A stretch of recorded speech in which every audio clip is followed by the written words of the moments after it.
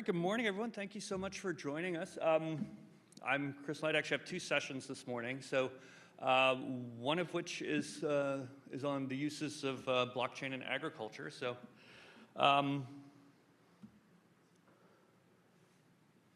why is this important? Well, increasingly consumers want to know the story of their food, and therefore we think food traceability is the way to get there.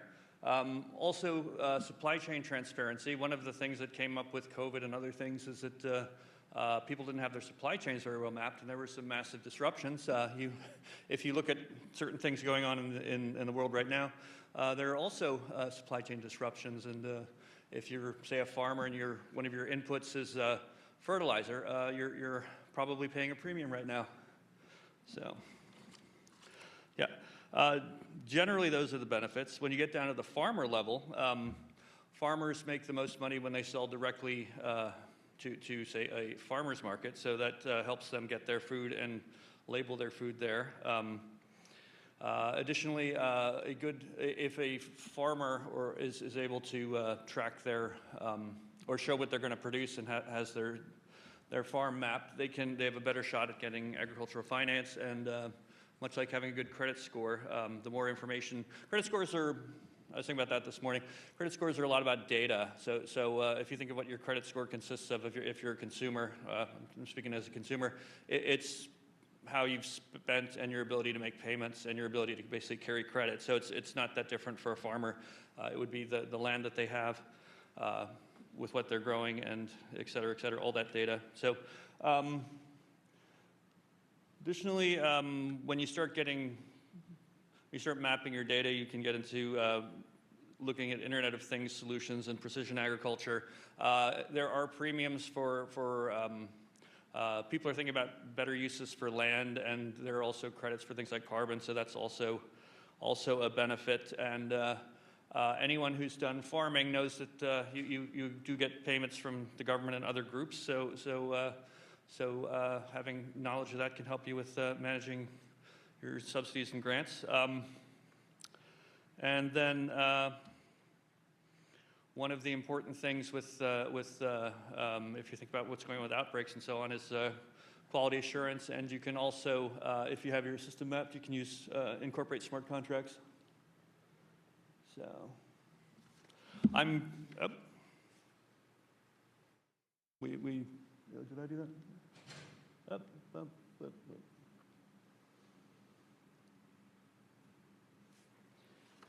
Yeah, that's good. Yeah.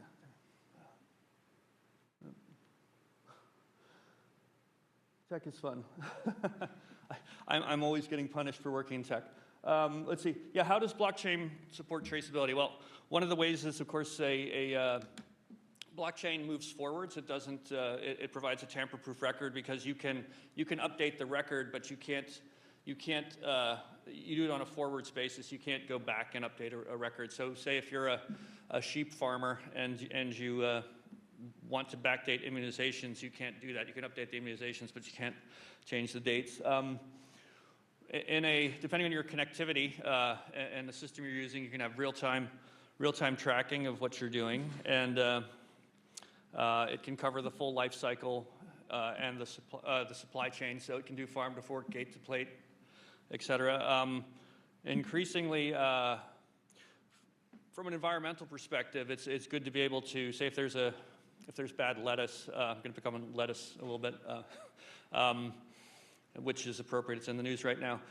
The more you can narrow what lettuce is affected, the less of it has to be destroyed. And when you get into things like animals, it's even worse. You don't want to have to, say, kill 1,000 animals because of an outbreak if you only need to kill 100, or you only need to cull 100. So it also, there's a lot of fraud in the food supply, especially as you get into more premium areas. So that's something else that blockchain can help with. You can actually trace that it's an actual real ingredient. You think about things like vanilla, certain spices, they're expensive, so people want to cheat. People cheat with organics because there's a premium. Anyway, nice thing with blockchain is it's kind of like an operating system, so it works with other technologies. It just sits in the stack, and all these things, it has benefits for the farmer and benefits for the consumer and benefits for the processor, so it helps everyone. Oh, no, we've lost. Okay. Sorry, we're...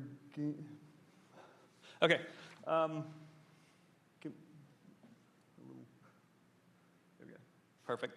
Yeah, as an example, I'm a serial entrepreneur. I'm a University of Maryland graduate. I have a Maryland-based startup that I started in 2019 out of Rockville. Go Rockville. Don't go back to Rockville. Any REM fans? Which we founded in 2019. We're a social enterprise. We started working with farmers in Africa around a disease outbreak, which is one of the benefits of blockchain. Oh boy.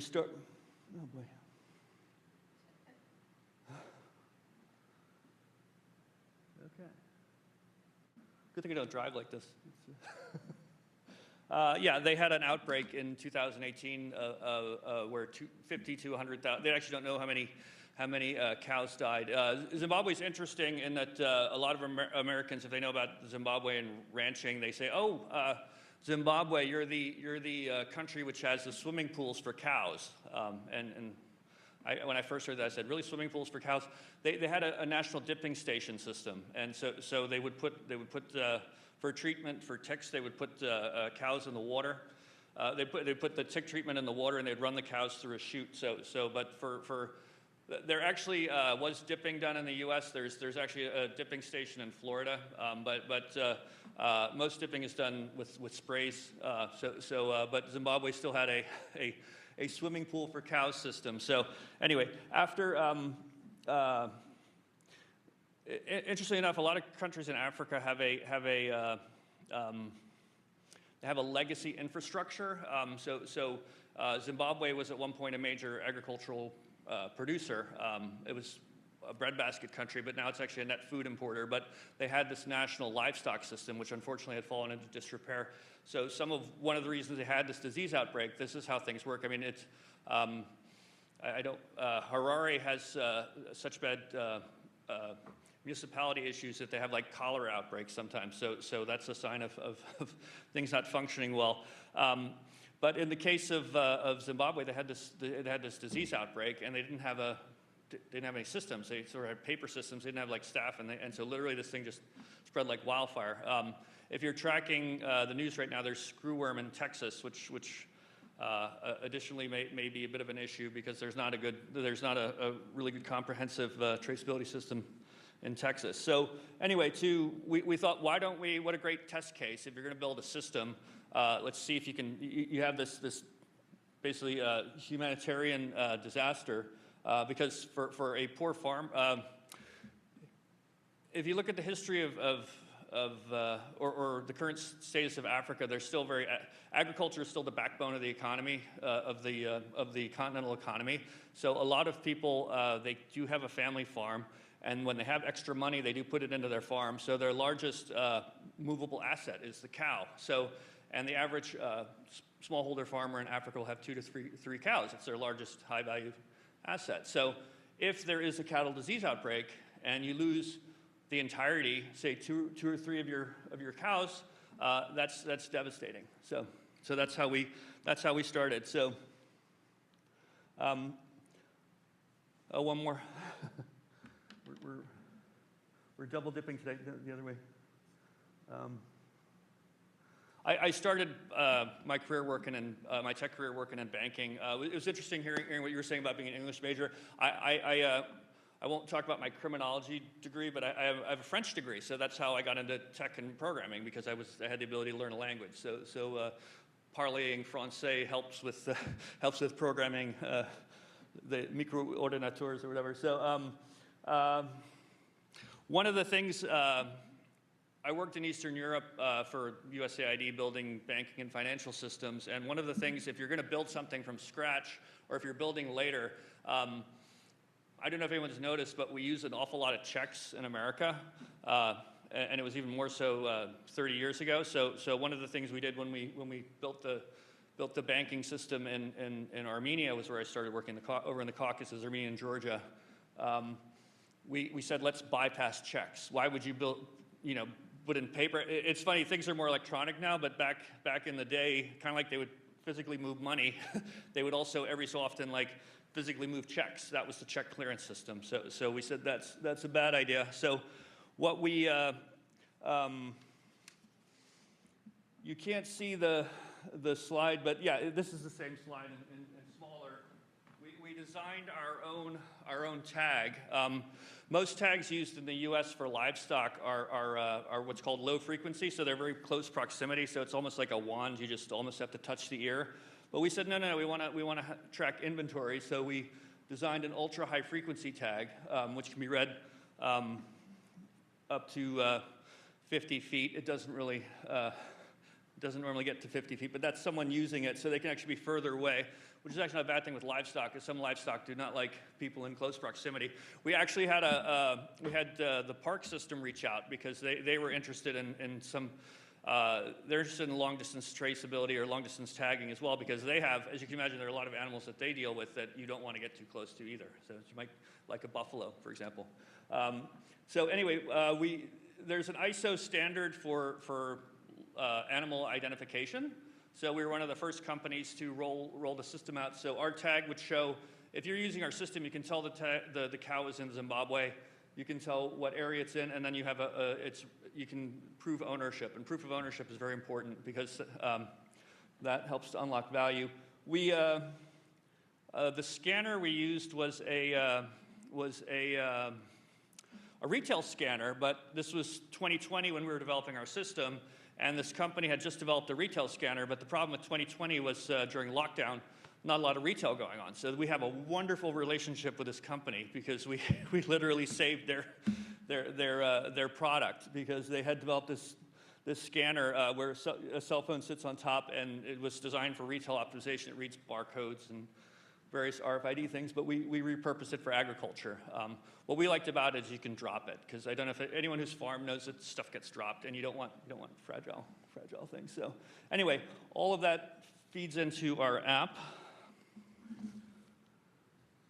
And now we jump two more. Okay, the next, I was showing the health record that we generate. Many of you are familiar with Carfax. We joke that ours is Cowfax. Why I left this in here, we love to be peer-reviewed, but the system, this is done by Meat and Livestock Australia, and it shows the way different technologies are ranked. What's interesting about this slide is that it has the different technologies, but say, like our system is ranked higher than blockchain, and Uruguay probably has the best system on the planet. We're very pleased Australia liked our system that much. But you can see how any one of the technologies on their own doesn't really get you to the top, but when you use them in combination. Like we don't just use IoT or blockchain, but we use a combination of technologies, and that's what helped us get to the top of the rankings. So next slide. Oh, I can do. Okay, good. How do I click that? For anyone who's done a startup, one of the things you love is publicity. So we were pleased that China actually featured our system in a news announcement. Is it possible to click that? It's a video. That's working. Here you go. That's a different one. This is fascinating. Okay, that's my co-founder. It's actually launched a different video, but that's fine. I was going to show that one as well.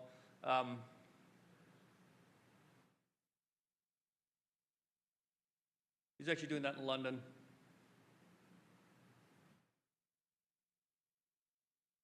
Anyone who knows stock footage, that's actually Kenya.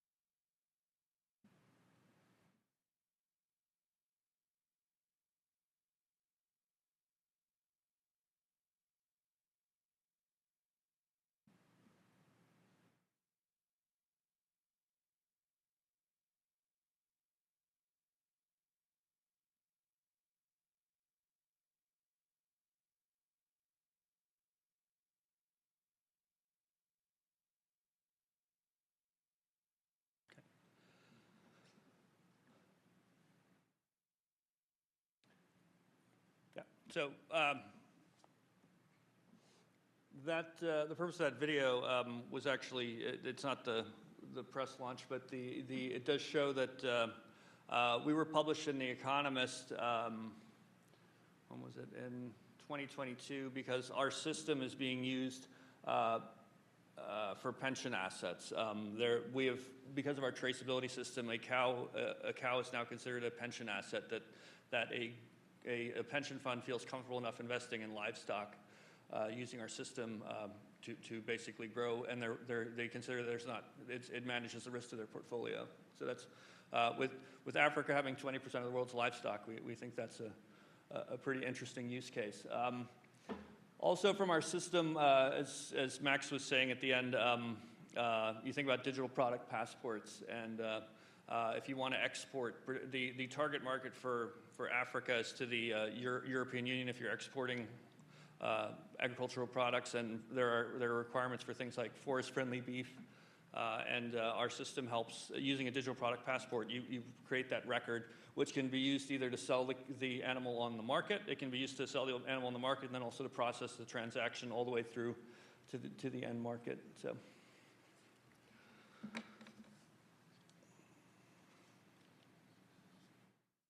So I just talked about digital product passports. Let's move to digital twins. This is really a more interesting use case because you can from an animal perspective, you can actually make a veterinarian can make a digital twin of an animal. I'm a mentor with Plug and Play Animal Health and Ag Tech, and I can tell you that this is being done because I've seen startups who are doing this right now. So your veterinarian can have instead of just having a health record of your animal, they can have a digital twin version of your animal, so it can help them remotely do things. So it's a handy technology. So yeah, then we designed a system for everybody. It's a little bit like license plates for cows. We think all livestock should have an identity number, and that can be used for various things. But there are people who want higher level technologies. I find it's always good to ask people what they want versus what they want to pay for. And there are normally two different answers. Everybody loves free. But you can do more.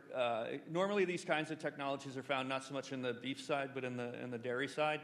And as I like, it's like giving a cow equivalent of like a cell phone, because it'll like ping location and track movement. But yeah, it's like giving them a cell phone or a Garmin. It can also measure certain things. So.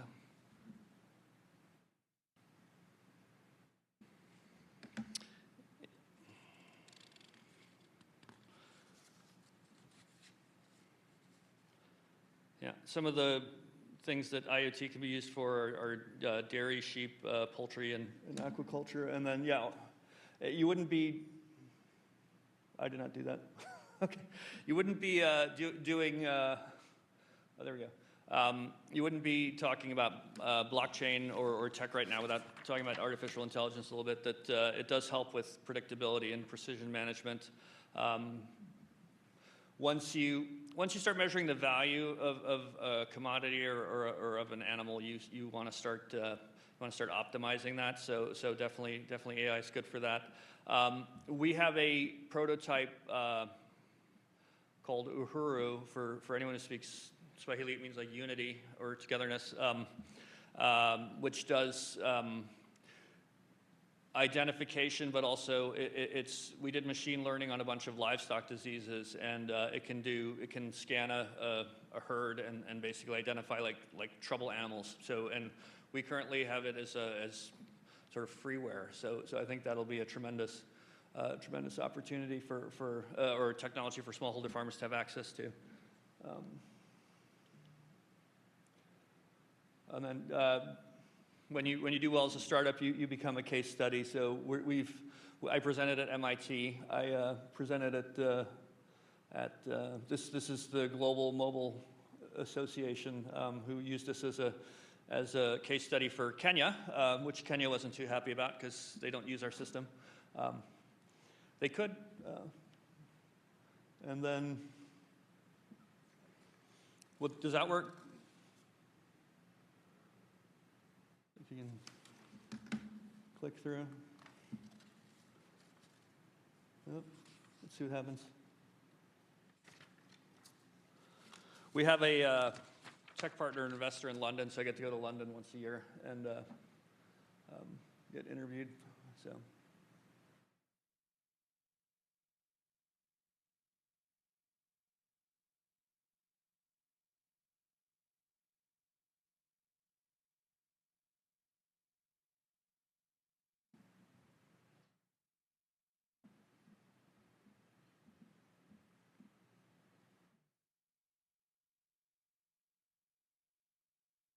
You have to remember where the camera is when you're speaking one of these.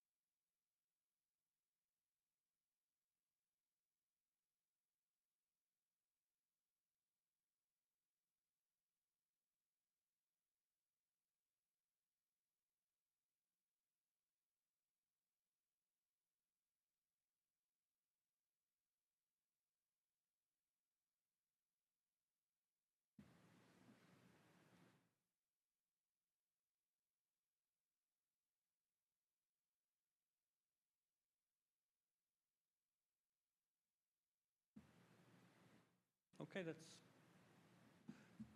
basically my talk. Any questions? Chris, I got maybe a two-parter. Oh, good. As far as like deployment, what chain is it deployed on, and maybe what are some of the trade-offs you made to make that choice? And then the second part is, I understand that you scan some livestock. Mm-hmm. Can you maybe walk through a quick end-to-end overview? Like, I scan, where does it go, and like who views it and why? Like anybody, like a farmer can view it, their system can view it, the company can view it. Well, some of this, I'll answer your chain question. We started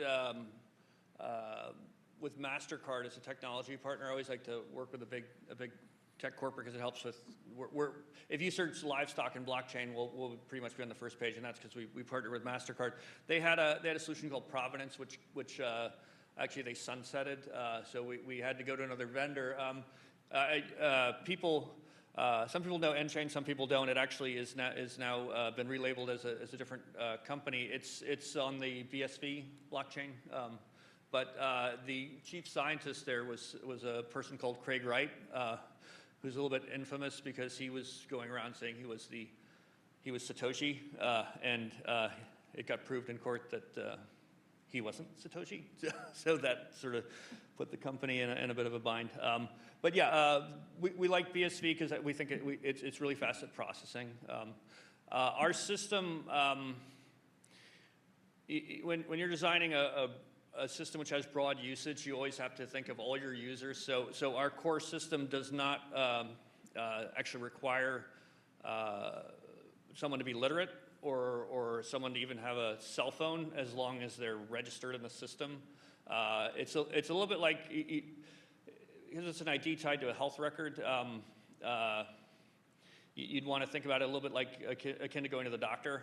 The doctor has your health record. You don't necessarily access it, so we built it like that. But then the extra functionality, it can either be accessed for them or provided to them. Yeah, the data, I mean, you could think about it a little bit like a yellow card, if you're familiar with a yellow card for travel. The core of the system is like basically making sure the cattle or livestock are immunized, and then from there you can build onwards. You can start getting into some of the more exotic stuff, breed, genetics, some of the environmental aspects. Maybe you can get also things like is it an organic animal? Is it grass fed? You know, some of that kind of stuff. So was that both parts? Yeah. Okay.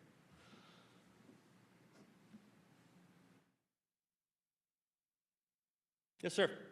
So one thing that was not clear for me in the explanation is that how do you, based on the tagging, how do you see the life cycle of the livestock, right? So when do they get the tag, and let's say you sell it to me, Yeah. how does that show in the system, and does the system expire as far as if someone bought it and killed it for other purpose? How do you Oh, for traceability,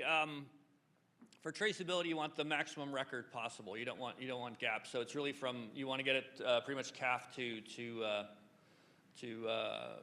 consumption, gate to plate, farm to fork. I'm sorry? all the way to the butcher maybe?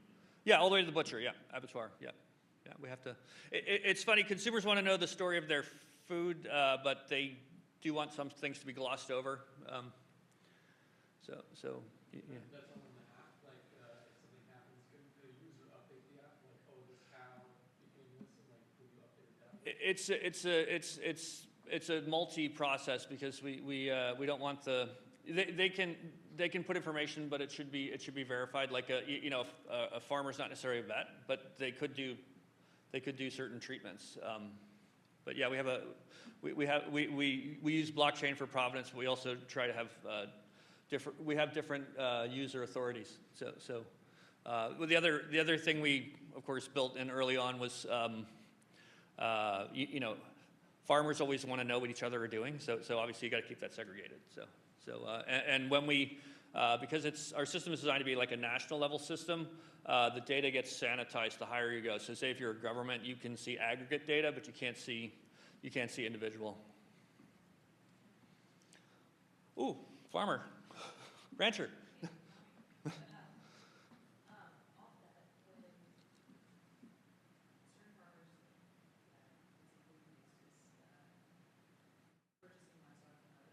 Uh-huh.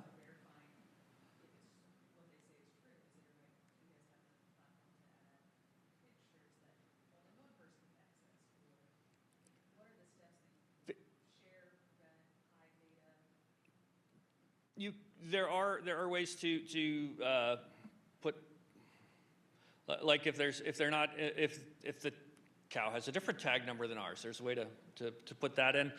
Pictures are tricky because they use a lot of data, and they're not necessarily helpful. Yeah, it's something comes up. Why don't you have a picture of the animal? Well, actually, I think for the higher end you can do that, but it's for the basic it doesn't. You would put if you put the color, if you have the coloring schemes right, that actually solves a lot of it, because if you say it's a brown and white cow and the cow's black, that solves some of that. So.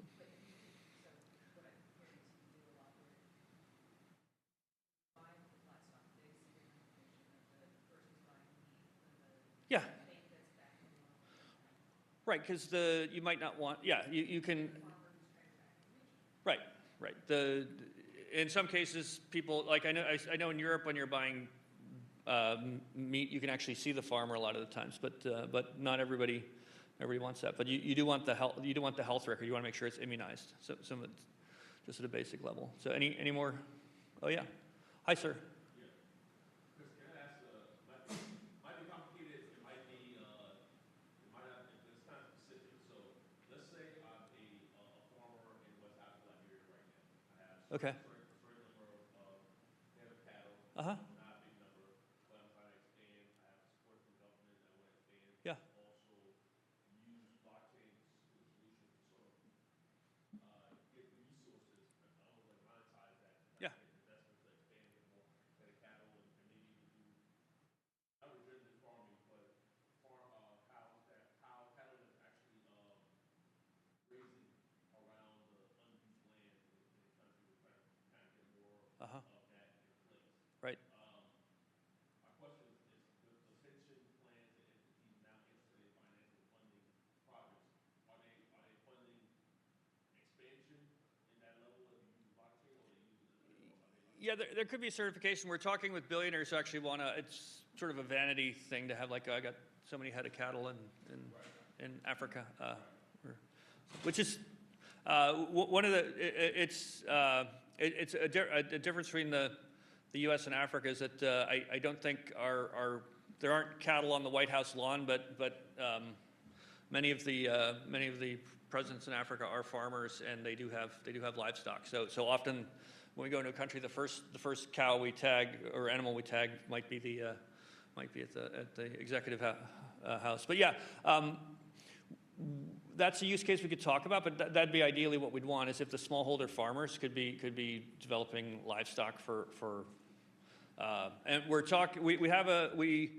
We have an arrangement with a company called Inalco, which is one of the biggest beef processors in Europe. So we're going to be helping them get some of their farmers up to spec. It's a gradual process. First we get them ready for the country market, and then the goal eventually is to get them ready for the European market. Let's talk about that, because I do have opportunity with Maryland and Liberia that work with on expanding a large-scale grazing cattle opportunity. Mm-hmm. That helps with the ecosystem as far as, like, the whole thing with regenerative farming is that the thought is that, cattle that graze, that are eating the land and moving around, that it benefits other agricultural activities in general, and helps to preserve the watershed.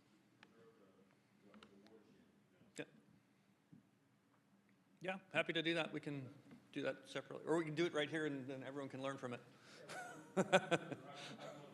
Sure. Specific because we have a trip to Liberia coming up in November to meet the president of the Pirates. Nice.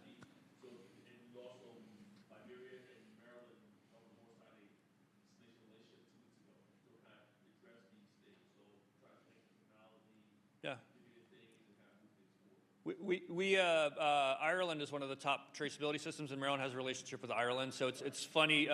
We'd like to work with Ireland, but our system's actually better than what they have in Ireland. So which it was in that thing I showed. We're doing a partnership with Uruguay too, because when they're that good, we want to learn from them as well. And plus, we want to be doing other languages. So you're happy to talk. So. Anyone else? Bueller. Thank you.